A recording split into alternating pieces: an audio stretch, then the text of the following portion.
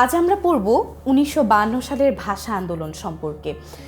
1948 সাল থেকে যে আন্দোলনের সূচনা হয়েছিল বা যে আন্দোলনের প্রারম্ভ হয়েছিল, সেই আন্দোলনটি কিন্তু 1952 সালে গিয়েই শেষ রূপ লাভ করেছিল।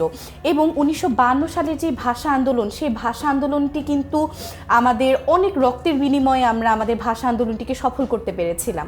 আমরা এর আগের ভিডিওগুলোতে জেনেছিলাম যে 1948 সালে যখন মোহাম্মদ আলী জিন্নাহ ঘোষণা করলেন যে পাকিস্তানের একমাত্র রাষ্ট্রভাষা হবে উর্দু, তখন থেকেই কিন্তু মূলত এই রাষ্ট্রভাষা আন্দোলনটি অল্প অল্প করে ত্বরান্বিত হচ্ছিল। এখন 1948 সালের শেষ দিকে যখন ধর্মঘট ডাকা হলো একে একে করে, সেই আন্দোলনটি কিন্তু 1948 সালেই থেমে থাকেনি, বরং ভাষার এই আন্দোলন আরও অনেকগুলো পথ ধরে 1952 সালে গণপরিষদের অধিবেশনে গিয়ে গড়ায়। এবং 1952 সালে ঢাকায় গণপরিষদের অধিবেশন যখন বসে, তখন ছাত্ররা কি সিদ্ধান্ত নেয়? ছাত্ররা গণপরিষদ ঘেরাও করার সিদ্ধান্ত নেয় এবং রাষ্ট্রভাষা বাংলার দাবিতে একটি স্মারকলিপি দেওয়ার সিদ্ধান্ত নেয়। এবং সেই দিনটিই কিন্তু ছিল আমাদের 21শে ফেব্রুয়ারি। এখন এই যে ছাত্ররা স্মারকলিপি দেওয়ার যে সিদ্ধান্ত নেয়, তারা কি সেই স্মারকলিপিটি দিতে পেরেছিল?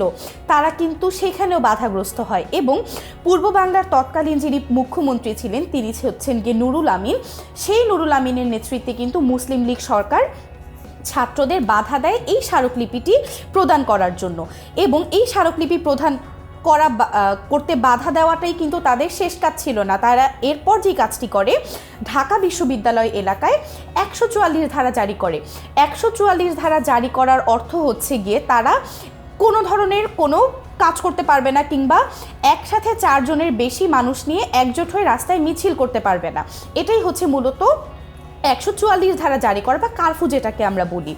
এখন 21শে ফেব্রুয়ারির আগের রাতে যখন এই স্মারকলিপি দেওয়ার সিদ্ধান্তটি নেওয়া হয়েছিল, তারা কি করলো?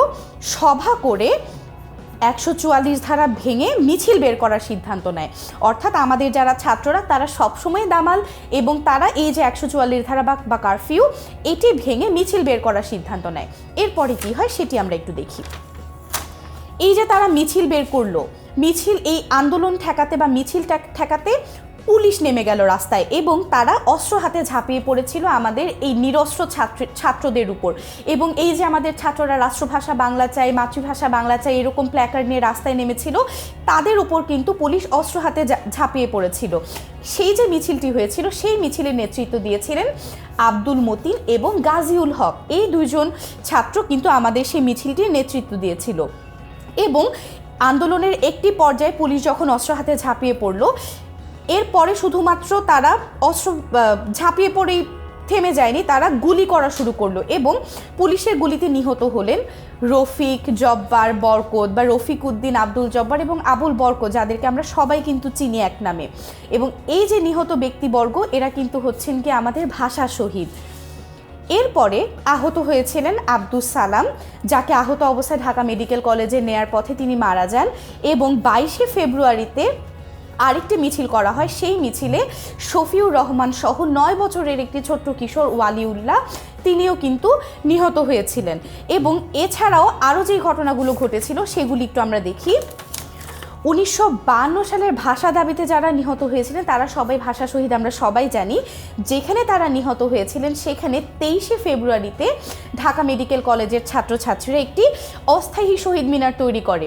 এবং সেই শহীদ মিনারটিও কিন্তু পাকিস্তানি শাসক গোষ্ঠীরা ভেঙে চুরমার করে দেয়। এবং শহীদ মিনার যখন ভেঙে দেওয়া হলো, তখন আমাদের বাঙালিরা রাগে আরও ফুঁসে উঠল, এবং বাংলাকে রাষ্ট্রভাষা করার দাবি কিন্তু তারা আরও জোরদার করে ফেললো।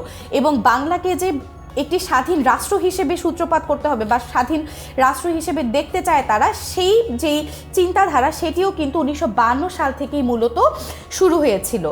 এরপরে অনেক বছর পরে 1963 সালে অস্থায়ী শহীদ মিনারটির জায়গায় বড় করে একটি শহীদ মিনার তৈরি করা হয়।